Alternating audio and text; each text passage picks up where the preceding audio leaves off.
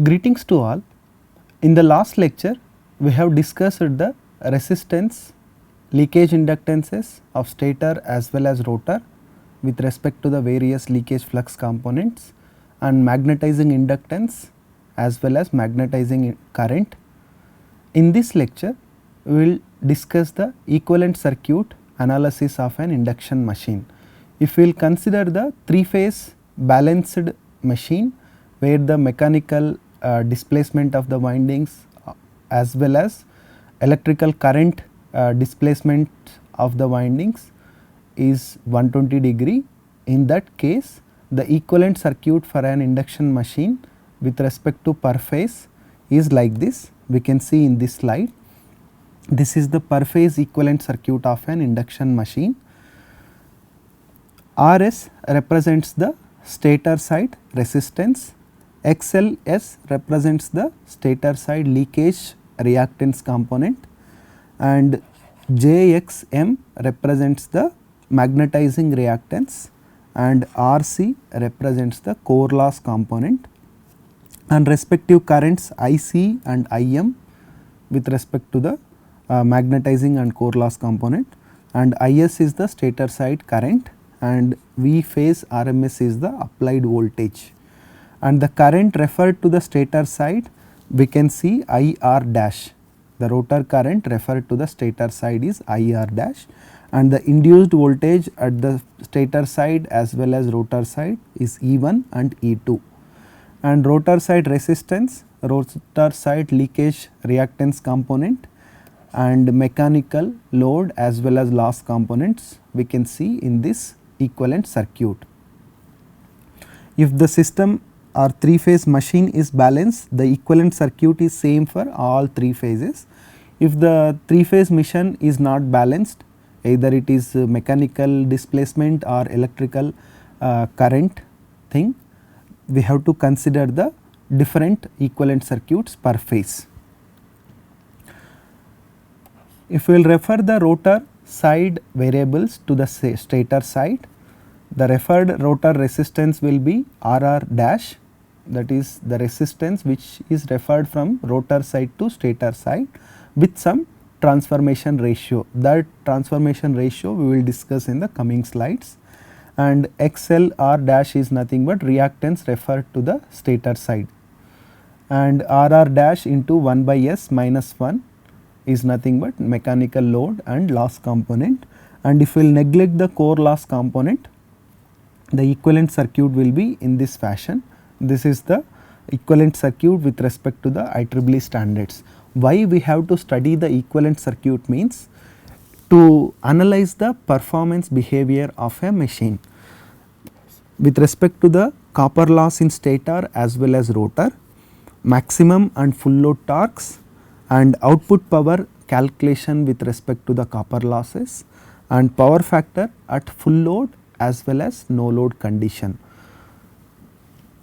After knowing all these parameters like resistances, inductances or reactances, and resistance and reactances at the rotor side, we can analyze all these performance parameters that we will see one by one. First, we will discuss the stator resistance per phase. The general equation for to calculate the resistance of an winding, that is rho L by A. We have discussed the equations related to the stator resistance per phase already. This is the final equation. R phase is equals to rho L length of the total coil divided by AC is nothing but area of cross section of each conductor. We can see right side here, the single ton or one coil consists of n number of tons, and if all coils placed inside the machine, we can see the image at the bottom side. How to calculate the length of a coil means, the length of coil is nothing but 2 times the core length. If we will place this coil in a machine core, the length of the core is nothing but LE. So, 2 times the length of core we have to consider, and then the end winding length, 2 times the end winding length. So, this end winding length we have to calculate depends upon the arc length like pi dis by p. So, number of poles is nothing but p and dis is the inner diameter of stator. This is the pole pitch, pi dis by p is nothing but pole pitch into short pitch factor. For a full pitch, this short pitch factor will be 1 for full pitch winding. For short pitch winding depends upon the short pitch angle. Let us say the coil is short pitched by 1 slot. So, slot angle equals to 30 degrees means, for an example.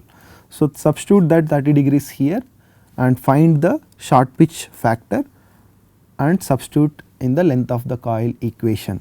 And the additional 20 to 30% of core length why we have to consider means, we can see here some straight portion of the coil. Okay. And this is the portion where the end winding is sitting, the arc length, and this is some portion of conductor, straight portion of the conductor which is coming out of the core. We can see here with respect to the machine, some coil length is coming out of the core. Okay. The useful conductor length sitting inside the core will be Le, the remaining straight portion of the coil length will be 20 to 30% of the machine we have to consider.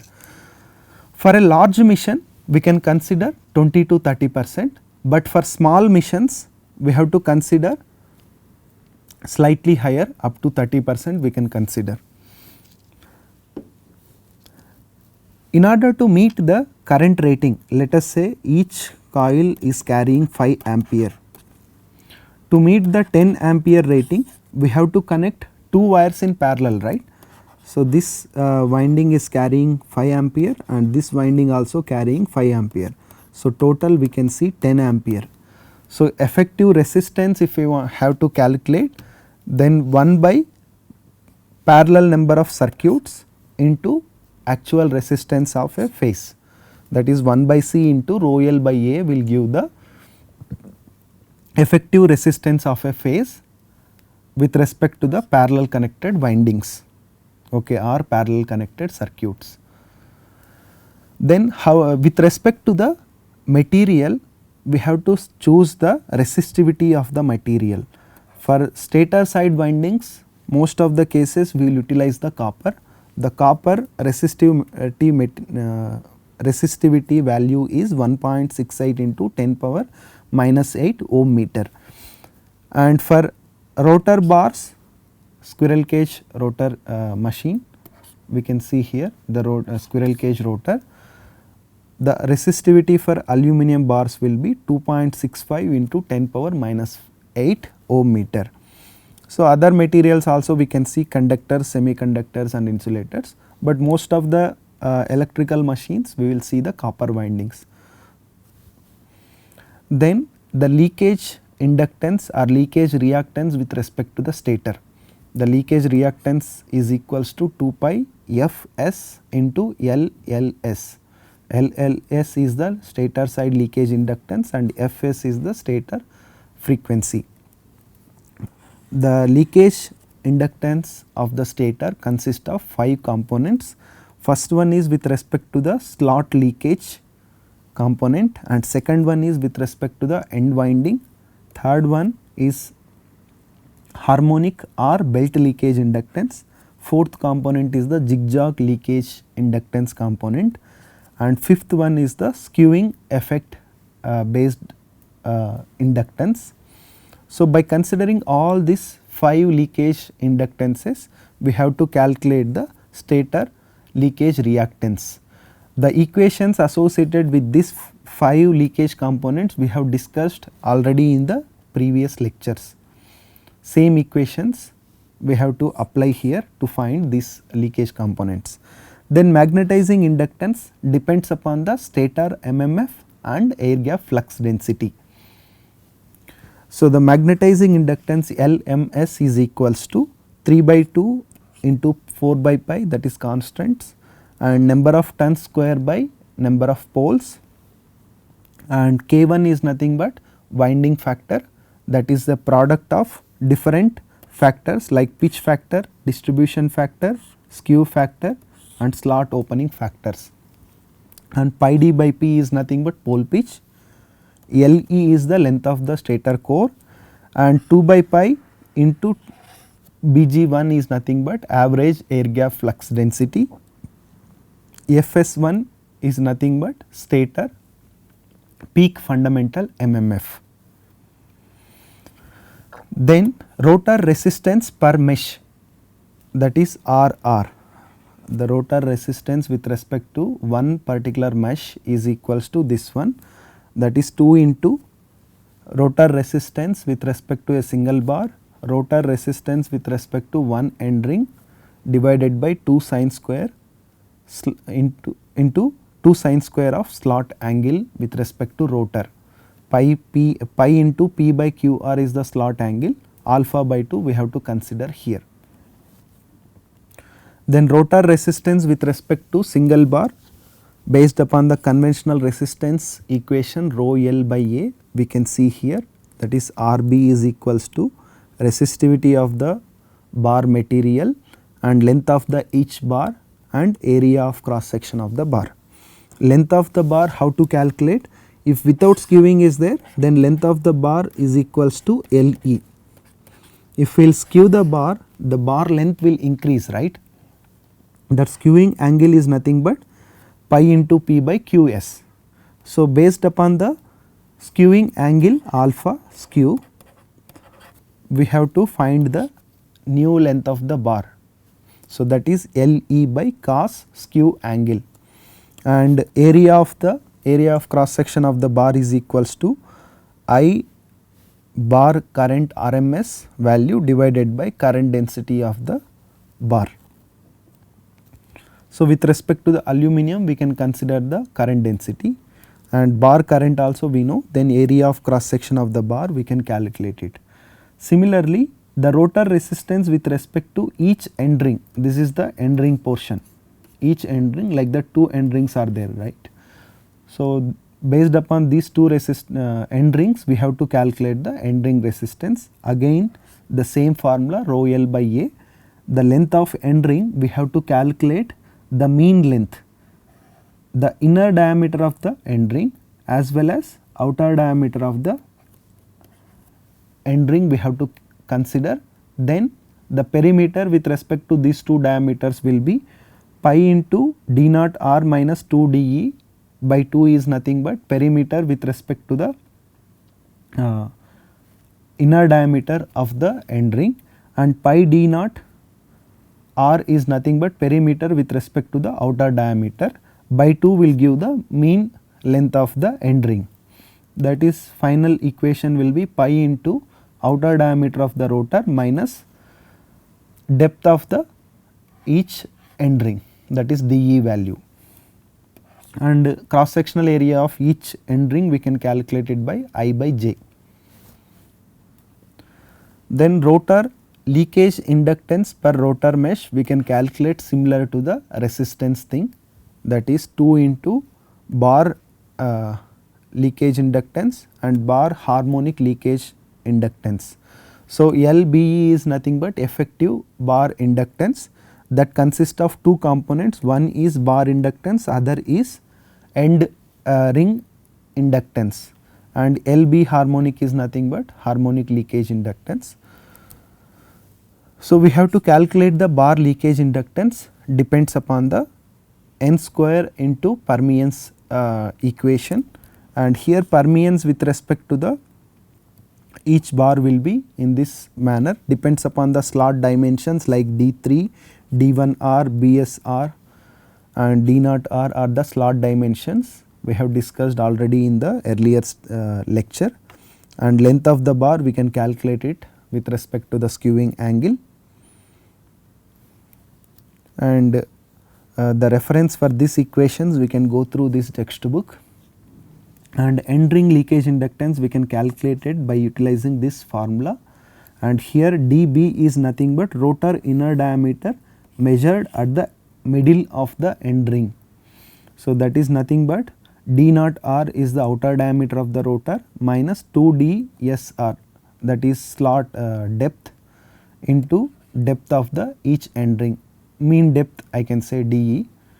So based upon that thing we have to calculate the diameter, and we have to substitute dB value in the end ring leakage inductance, that is equals to mu naught into rotor inner diameter measured from the middle of end ring divided by 2 into number of rotor slots into the remaining equations we can see here.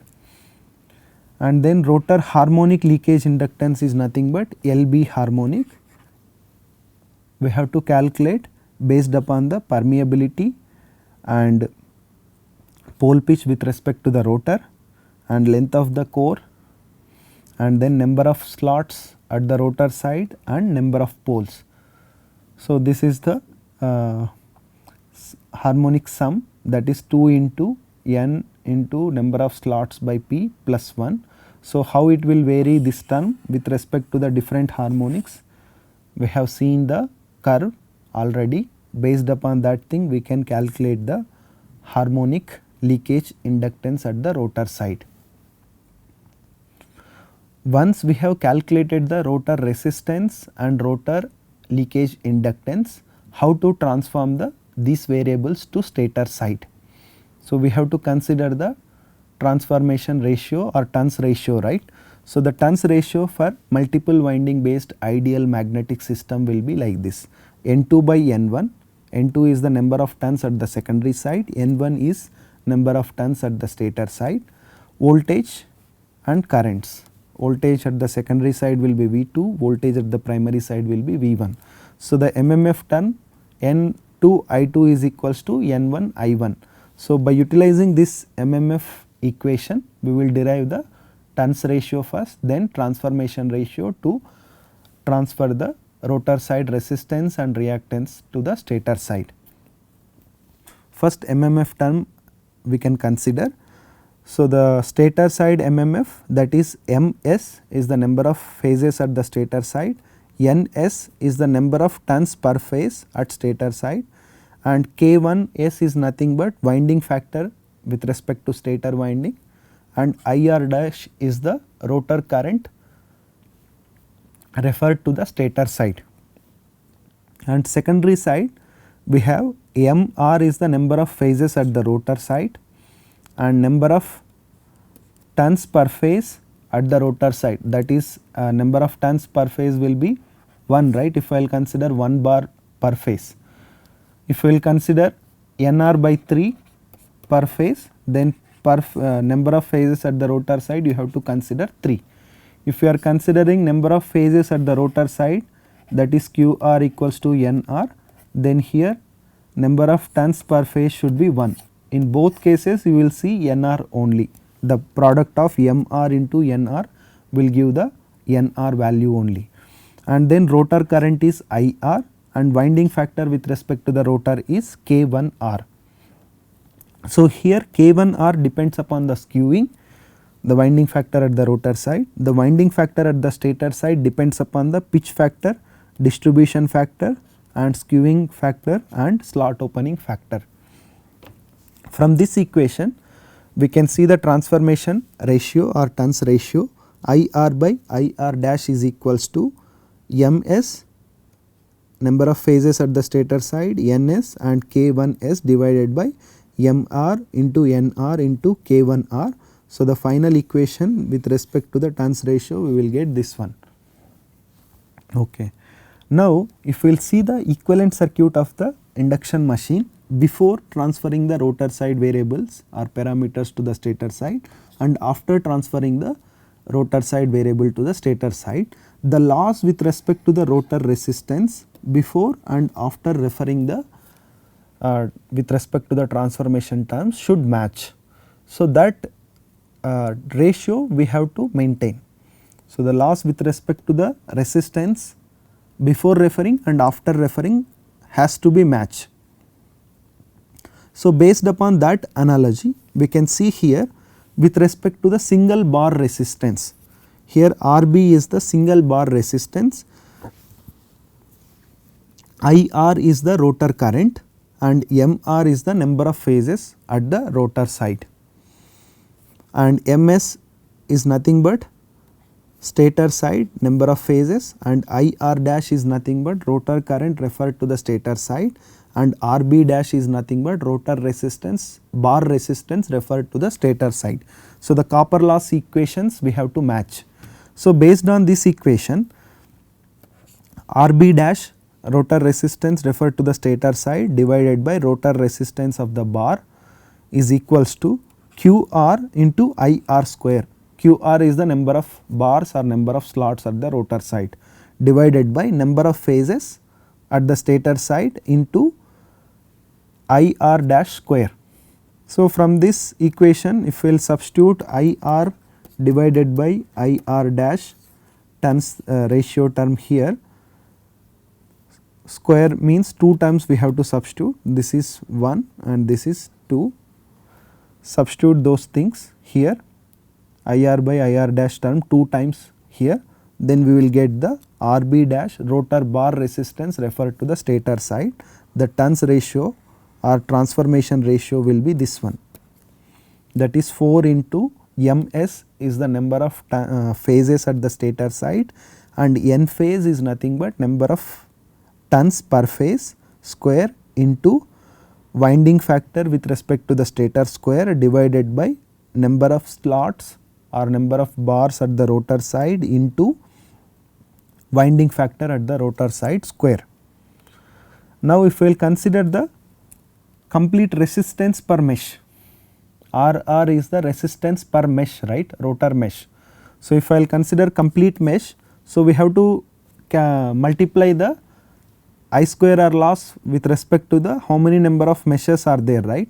So, M mesh is nothing but number of meshes at the rotor side, okay, that into IR square into RR, the resistance of the each mesh, okay, that should be equals to the number of phases at the stator side, that is 3, if number of phases are 3 then 3 IR square, that is referred to the stator side current into rotor resistance referred to the stator side. So, based on this equation also we will arrive at the same transformation ratio, RR dash divided by RR is equals to 4 into MS is the number of phases at the stator side and turns per phase and winding factor at the stator side divided by rotor number of slots or rotor number of bars into winding factor at the rotor side square. So, this transformation ratio will not change whether you are transferring 1 bar resistance or complete rotor bar resistance, that ratio will not change. That same ratio will be applicable to refer the leakage reactance component to the stator side, that we can see here the bar resistance and rotor resistance per mesh both are having the same transformation ratio, okay, and this rho TR is nothing but transformation ratio. This transformation ratio term will be applicable for reactance also. So, the leakage reactance of the rotor referred to the stator side will be this thing, LLR dash divided by LLR is equals to the rho TR, that is the transformation ratio, this one. XLR is nothing but reactance of the rotor referred to the stator side. Here the frequency is the stator side frequency, Fs into LLR dash. So, the final equivalent circuit parameters we have, we know how to calculate the resistance at the stator side, reactances and resistance of the rotor, resistance of the reactance of the rotor referred to the stator side, and magnetizing inductance and mechanical load component if we know the slip. Then we have calculated the all impedance terms of this equivalent circuit. Then we can analyze the stator current equations and power factor equations, right. So, the impedance with respect to the rotor side is nothing but R2 RR dash by S plus J into XL R dash, just addition of these two impedances, and then ZF is nothing but parallel or equivalent impedance seen at these two terminals, JXM parallel to the RR plus JXLR dash, okay, that is the ZF. So, equivalent impedance with respect to these two terminals A and B is nothing but this one. Then total impedance seen with respect to the supply terminals will be ZS, that is ZS is the stator impedance. The total impedance seen at the stator input terminals is nothing but Z equivalent. Z is equivalent is equals to impedance with respect to the stator, that is ZS, plus the impedance with respect to the points A and B, that is ZF. Then we can calculate the stator side current is nothing but voltage divided by impedance, then magnitude and angle both we will get it from this equation. That angle is nothing but power factor angle. So, cos of that particular angle will give the power factor of the machine under the loaded condition. Then the rotor current equations as per this equivalent circuit we can calculate based upon the current division rule. The stator current we know, that is the IS into opposite impedance divided by total impedance, Z opposite plus Z same thing. So, here Z opposite is nothing but magnetizing reactance and ZR is nothing but RR dash plus JXLR dash. Based upon that thing we can calculate the rotor current referred to the stator side. Then how to find the rotor short circuit current equations under blocked rotor condition. Generally the blocked rotor test we will perform with the reduced voltage and reduced frequency. If we will operate at the rated voltage, because of the lesser resistance as well as impedance, huge currents will flow because slip is equals to 0. Because of that reason we have to reduce the phase voltage as well as frequency with a factor XSC, voltage per phase reduced value and frequency reduced value, we can get it. The factor of reduction with respect to the short circuit condition into the phase voltage and factor of reduction into frequency. So, with respect to this reduced phase voltage and equivalent impedance we can calculate it. Based upon the equivalent impedance, then the short circuit current under the blocked rotor condition is equals to V divided by Z equivalent, and that equation with respect to the resistances and inductance term we can see in this equation, this one. So, this is the rotor short circuit current equation. So, with this I am concluding this lecture. In this lecture we have discussed the summary of the equivalent circuit parameters like resistances, inductances or leakage reactance components, and how to find the power factor and how to find the different currents with respect to the equivalent circuit analysis we have discussed. Thank you.